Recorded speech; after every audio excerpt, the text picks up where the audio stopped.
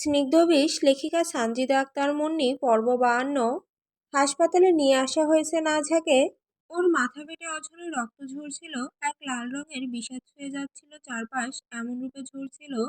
তৌসির নাজহার ওড়না দিয়ে কোনো মতে নাজহার মাথা শক্ত করে বেঁধে তাকে কোলে তুলে পাগলের মতো ছুটে এসেছে হাসপাতালে।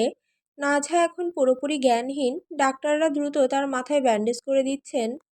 খবর পাওয়া মাত্রই হাসপাতালে ছুটে আসেন নাজহার বাবা সিদ্দিক সাহেব, সাথে লাল চাচ্চু, মাস্টার চাচু আর ছোট চাচ্চু। এসেই তো তারা বরাবরের মতোই তৌসিরের দিকে অভিযোগের আঙুল তোলেন। তাদের সরাসরি অভিযোগ, তৌসিরি নাজহাকে মেরে এই অবস্থা করেছে। যদিও তারা মনে মনে খুব ভালো করেই জানেন তৌসির অন্তত এই কাজটা জীবনেও করবে না, কিন্তু তাদের আসল উদ্দেশ্য হলো যে কোনো মূল্যে এই সুযোগ কাজে লাগিয়ে ওদের ডিভোর্স করানো। পরিস্থিতি আর সহ্য করতে না পেরে তৌসির এবার রাগে ফেটে পড়ে। তীব্র এক ধমক দিয়ে সে বলে ওঠে, ওকে আগে জ্ঞান আসতে দে বাপেরা, তারপর তোদের সাওয়ার দোষ তোদের সাওয়াই ভরিস। কিছুক্ষণ পর নার্স কেবিন থেকে বেরিয়ে এসে জানান পেশেন্টের জ্ঞান ফিরেছে। খবরটা শোনা মাত্রই নাজহার বাবা আর মাস্টার চাচু হন্তদন্ত হয়ে কেবিনে প্রবেশ করেন। নাজহা তখন বেডের ব্যাকরেস্টে হেলান দিয়ে ধীরে ধীরে উঠে বসার চেষ্টা করছে। তৌসির ভেতরে যেতে চাইলেও সিদ্দিক সাহেব তাকে আটকে দেন। তাদের সাফ কথা, আগে তারা তাদের মেয়েকে দেখবেন, তৌসির পরে যাবে। কিন্তু কেবিনে ঢোকার পর এক অপ্রত্যাশিত দৃশ্য তাদের হতবাক করে দেয়। কারণ বাপ চাচাদের দেখে তাদের নাঝার মুখে কোনো স্বস্তির রেখা ফোটে না, বরং সে চাতক পাখির মতো ব্যাকুল হয়ে বলে ওঠে, আব্বা, মাস্টার চাচু, তৌসির কোথায়, তৌসির কোথায়?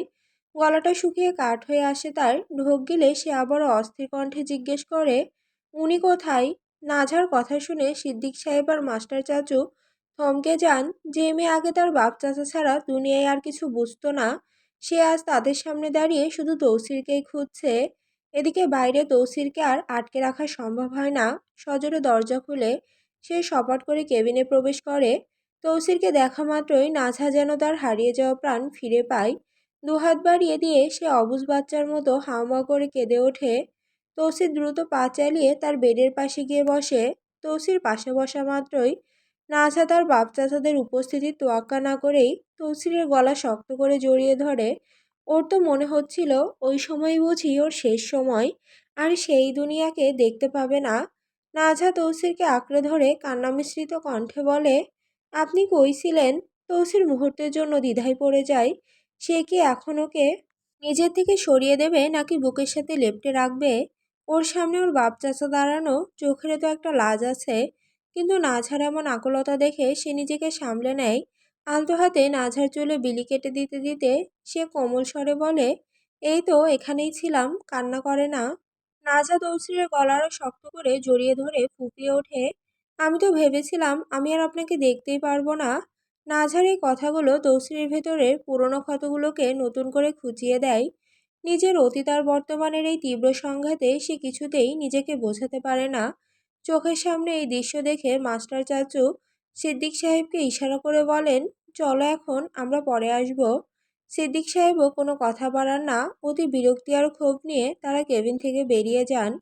তৌসিরের সাথে নাঝার এই নৈকট্য তাদের পক্ষে এখন সহ্য করা ভীষণ কঠিন।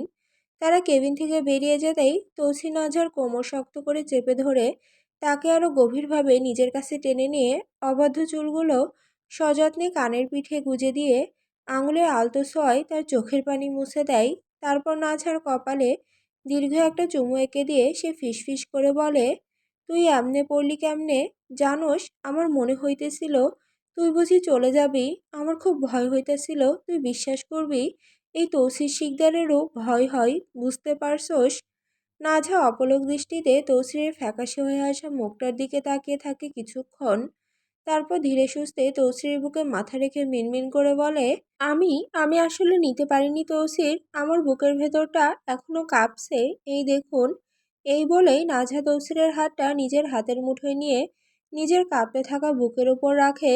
তৌসির খুব স্পষ্টভাবেই নাঝার বুকের ভেতরে দ্রুত ধুকপুকানি টের পায়। অন্য হাতে তাকে শক্ত করে আগলে ধরে তৌসির বলে ওঠে, ক্ষত তো আমার, পুরুষ তুই কেন? নাঝা এর কোনো সরাসরি জবাব দেয় না, শুধু ছোট্ট করে আবদারের সুরে বলে, আমি বাড়ি যাব, আমায় নিয়ে যান। তৌসির কপাল কুঁচকে প্রশ্ন করে, বাপ চাচার সাথে কথা কবি না? নাঝা ক্লান্ত কণ্ঠে নিরুত্তাপভাবে বলে, ইচ্ছে নেই।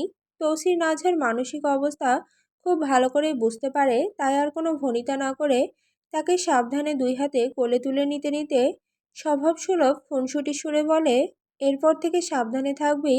তুই যদি এমনি বারবার হাসপাতালে আসতে থাকোস, তাইলে কিন্তু শুধু শুধু আমার পয়সা লস হইব। তৌসিরের এই কথায় নাঝা আজ আর কোনো অভিমান করে না, বরং ঠোঁটের কোণে একটা মলিন হাসি ফুটিয়ে সে তৌসিরের প্রশস্ত বুকে আরও গভীরভাবে লেপ্টে যায়। সবকিছু এখনো তার ভ্রম লাগছে, স্বপ্ন লাগছে। বেঁচে যে আছে এটাই অনেক। আর তৌসিরের সাথে তো আছে। আর কি চাই? না, আর কিচ্ছু চাই না। তৃষ্ণা শুয়ে আছে নিচে মাটিতে, আর তার পাশ ঘেঁষে শুয়ে আছে ওয়াসেম। কখনোই সে তৃষ্ণার পাশে শোয় না, কিন্তু আজ শুতে বাধ্য হয়েছে, কারণ আজ তৃষ্ণা তালাক চেয়েছে। আর যখন থেকে তৃষ্ণার মুখে এই কথা শুনেছে, সেই থেকে তার ভেতরে বইছে তুফান। তৃষ্ণাকে হারিয়ে ফেলার ভয়াবহ ভয়, তীব্র এক যন্ত্রণা। সে তৃষ্ণাকে নিজের সাথে রাখতে চায়, নিজের পাশে রাখতে চায়। তৃষ্ণা ঘুমিয়ে গিয়েছে, কিন্তু তার চোখে ঘুম নেই, বুকটা শুধু ধকধক করছিল। তাই কোনো উপায় না পেয়ে সে নিজের অশান্ত বুকটাকে শান্তি দিতে ঘুমন্ত তৃষ্ণার পাশ ঘেঁষে শুয়েছে। ওয়াসিম দীর্ঘশ্বাস ছেড়ে তৃষ্ণাকে ধীরে ধীরে তৃষ্ণার শরীরের সাথে নিজের শরীর ঘেঁষে তৃষ্ণার পিঠে নিজের কাঁপা কাঁপা হাত ধীরে ধীরে রাখে। তারপর একটানে তাকে শক্ত করে নিজের সাথে জড়িয়ে ধরে নিজের বুকের সাথে তৃষ্ণার পিঠ ঠেকায়। কিছুক্ষণ এভাবে থেকে মুখে একটু বালিশ থেকে নামিয়ে এনে তৃষ্ণার উন্মুক্ত ঘাড়ে গুজে দিয়ে হুশ করে উষ্ণ শ্বাস ছাড়ে। তৃষ্ণা চোখ খুলে যায়। চোখ খুলে ওয়াসিমকে নিজের এত নিকট দেখে আর এমন অবস্থায় দেখে তৃষ্ণা এক প্রকার চিৎকার করে উঠে বসতে চায়, কিন্তু ওয়াসিমের শক্ত বাঁধন থেকে নিজেকে ছাড়ানো তার পক্ষে সম্ভব হয় না। ওয়াসিম খুব স্বাভাবিক আর শান্ত গলায় বলে, চুপচাপ শুয়ে থাক। তৃষ্ণার এতটা কাছেই প্রথম কেউ এসেছে। অস্বস্তি আর ভয়ে তার ভেতরে বমি বমি ভাব হচ্ছে। তৃষ্ণা ওয়াসিমের দিকে সরে যেতে চেয়ে জিজ্ঞেস করে, কি কি কি কি হয়েছে? আপনি হঠাৎ আমার পাশে কেন? ওয়াসিম তৃষ্ণাকে নিজের দিকে ঘুরিয়ে ওকে শক্ত করে নিজের বুকের সাথে জড়িয়ে ধরে আর বলে, আমার শার্ট আর লুঙ্গির বাঁধন টাইট আছে, তুই ফস করতে না চাইলে চুপচাপ শুয়ে থাক। আমার ইচ্ছে হয়েছে তাই তোরে পাশে এসেছি। তৃষ্ণার দম বন্ধ লাগছে, ওয়াসিমকে সরিয়ে দেওয়ার জন্য বলে, আমার দম বন্ধ হয়ে আসছে, একটু সরুন না, এভাবে চেপে ধরেছেন কেন? ওয়াসিম তৃষ্ণার কোনো কথা শোনে না। সে এভাবেই ওকে বুকে জড়িয়ে জোরে শ্বাস ছেড়ে চোখ বুজে নেয়। আর তার জেগে থাকা ঠিক হবে না। তার পুরুষসত্তা উন্মাদ হয়ে পড়বে, নিজেকে সামলিয়ে নেওয়া দায় হয়ে যাচ্ছে। এখন অঘটন ঘটে যেতেও পারে, তাই শান্ত থাকা উচিত তার। তৃষ্ণা নিজেকে ছাড়িয়ে নিতে পারে না, অনেক চেষ্টা করে কিন্তু পারে না। ওয়াসিমেরটা হয়েছেটা কি সে ভেবে পাচ্ছে না, কি হয়েছে তার। ওয়াসিমের হুটহাট এমন অদ্ভুত আচরণ কবে না তৃষ্ণার মৃত্যুর কারণ হয়ে দাঁড়ায়। বাড়ি ফেরার পর একসাথে গোসল পর্ব সেরে নেয় নাঝা আর তৌসির। গায়ের চামড়ায় লেপ্টে থাকা রক্তের দাগগুলো ধুয়ে মুছে সাফ করা বড্ড জরুরি। সারা রাতের বিনিদ্র জাগরণ আর হাড় ভাঙা ক্লান্তি শেষে তৌসির এখন পুরোপুরি অবশ। সে গভীর ঘুমে তলিয়ে আছে। বাড়ির লোকজনের সাথে একবার দেখা করে এসে নাঝা অত্যন্ত আলতো পায়ে বিছানায় ফেলে তৌসিরের অসাড় বাহুডোরের মাঝে নিজেকে সঁপে দিয়ে সেও লেপ্টে যায় তার প্রিয় সেই চেনা প্রশস্ত বুকে। এই মুহূর্তে নাঝার মনের গহীনে প্রশান্তি খেলা করছে। নতুন জন্ম নেওয়া আশার প্রজাপতি উঠছে। তার মনে জন্ম নিয়েছে এক নতুন উপলব্ধি। আর তা হলো কোনো দ্বিধা ছাড়া এখন থেকে সে সত্যি মন থেকে তৌসিরের হাতটা ধরতে চায়, তাকে ভাসিয়ে দিতে চায় নিবিড় প্রণয়ের স্রোতে। জীবনের প্রতিটি বাঁকে যে মানুষটা যন্ত্রণার অনলে দগ্ধ হয়েছে, সে অন্তত এই সংসার জীবনে এসে আর একটু পুড়ে ছাই না হোক। নাঝা ঠিক করেছে সে এবার সত্যি অর্থেই সংসার বুনবে তৌসিরের সাথে। বুকের ওপর থেকে আলতো করে মাথা তুলে তৌসিরের মুখের দিকে তাকায় নাঝা। ঘুমন্ত তৌসিরের রুক্ষ ফ্যাকাশে চেহারার দিকে সে একদৃষ্টিতে চেয়ে থাকে।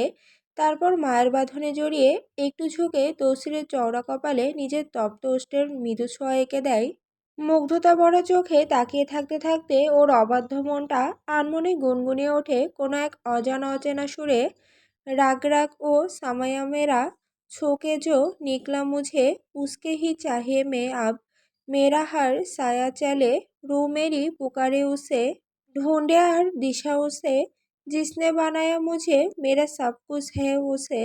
এতটুকু গেয়ে হঠাৎ কি এক ভাবনায় নাঝা বিছানা ছেড়ে উঠতে উদ্যত হয়, কিন্তু পরক্ষণেই থমকে যেতে হয় তাকে।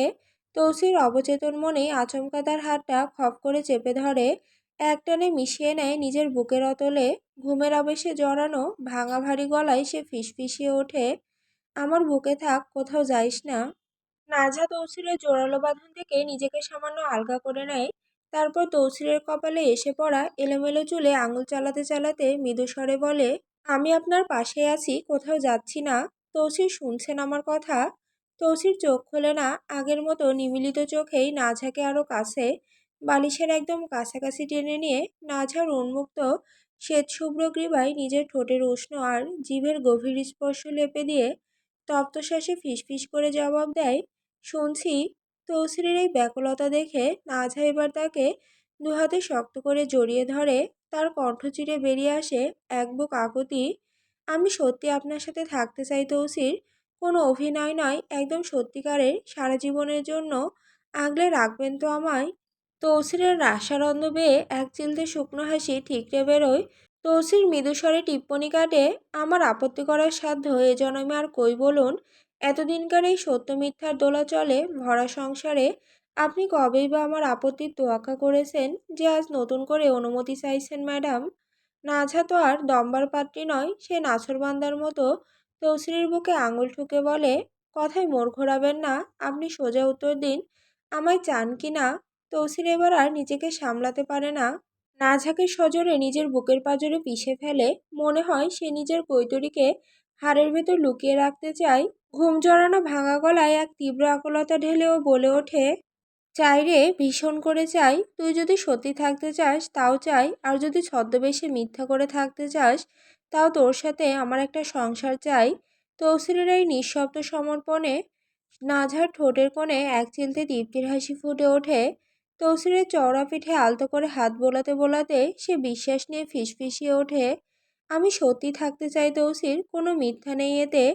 কিন্তু ঠিক সেই মুহূর্তেই তৌসিরের শান্ত সমাহিত কণ্ঠস্বরটা আচমকা বদলে যায়। বড্ড কাতর গলায় শূন্য দৃষ্টিতে অন্ধকারের দিকে চেয়ে সে ফিসফিসিয়ে বলে ওঠে, আমি বড়ই হতভাগা রে নাঝা, আমার কপালে সুখ আসে ঠিকই, কিন্তু কেন জানি তা কখনো দীর্ঘস্থায়ী হয় না।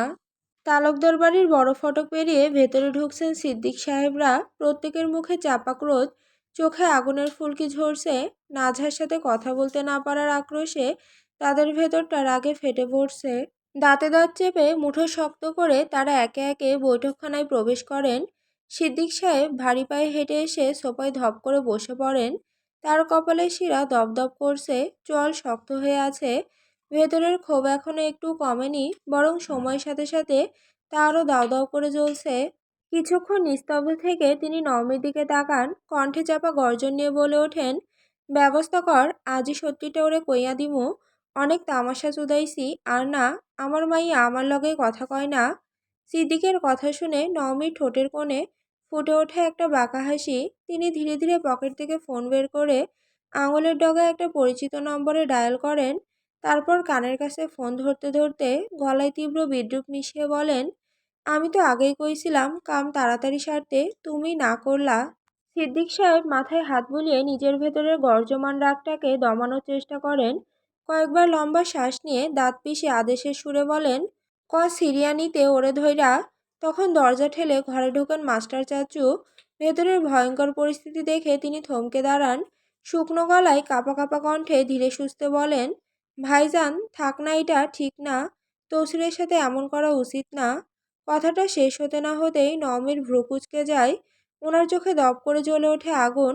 এক লাফে জায়গা থেকে উঠে দাঁড়িয়ে পুরো শরীরের জোর একত্র করে ঠাস মাস্টার চাচু গালে এক প্রচণ্ড থাপড় বসিয়ে দেন তিনি। আর দাঁত কিরমির করে হিংস্রভাবে চিৎকার করে ওঠেন, তুই বাল পাকনামি কম কর, তোর জ্ঞান শুনতে দাঁড়াই না এখানে আমি।